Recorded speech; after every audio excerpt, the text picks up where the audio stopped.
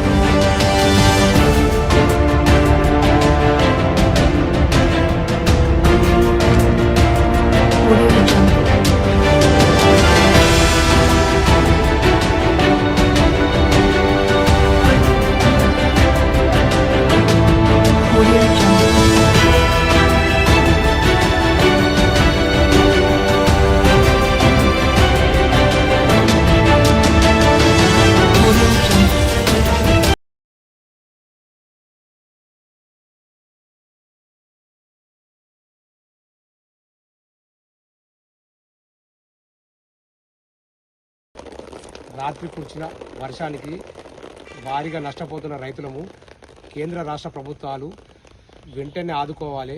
కొనుగోలు కేంద్రాలు వెంటనే కొనాలి. మా రైతులం చాలా భారీగా నష్టపోతున్నాము. మీరు కేంద్ర రాష్ట్ర ప్రభుత్వాలు మమ్మల్ని రైతులను గుర్తించి ఆదుకోవాలని చెప్పి కోరుకుంటున్నాం.